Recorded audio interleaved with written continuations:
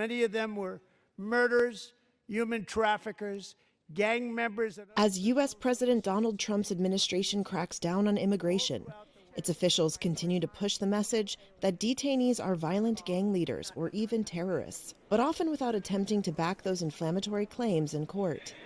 Legal experts say such public allegations can not only jeopardize criminal cases, but also undermine a core plank of the U.S. legal system, that people have an opportunity to contest claims brought by the government. This is a new DOJ. After an FBI SWAT team raided the home of Henry Josue Villatoro Santos, an El Salvadoran man living illegally in Virginia last month, U.S. Attorney General Pam Bondi alleged the man was one of the top 3 U.S. leaders of the violent MS-13 street gang and called him a terrorist.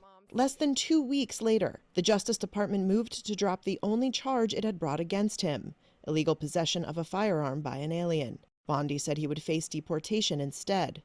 In another high-profile case, U.S. Immigration and Customs Enforcement officers pulled over Kilmar Abrego Garcia, an El Salvadoran man living in Maryland legally, handcuffing him while his 5-year-old son, who is autistic and nonverbal, sat in the back seat, according to the complaint. The Trump administration erroneously deported him, claiming he was involved in human trafficking and was a member of MS-13. But the allegation never appeared in court records related to his deportation. A U.S. district judge has ordered Abrego Garcia be returned to the U.S. The Supreme Court has largely upheld that ruling. Former chief spokesperson for the U.S. Department of Justice Anthony Coley says it's political theater.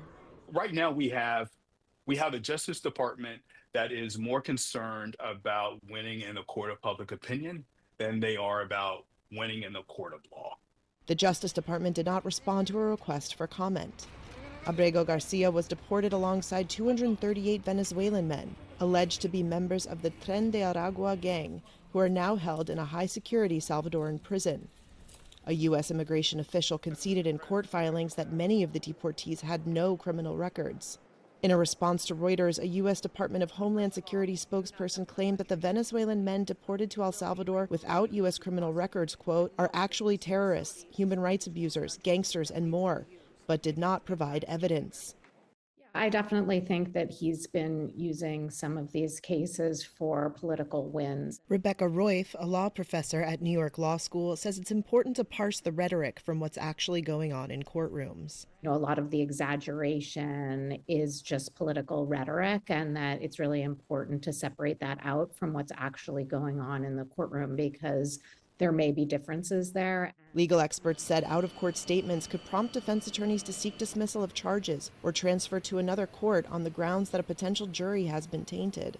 Justice Department policy normally limits public statements about pending cases to information in publicly available documents such as indictments or complaints, and bars commentary about a defendant's character.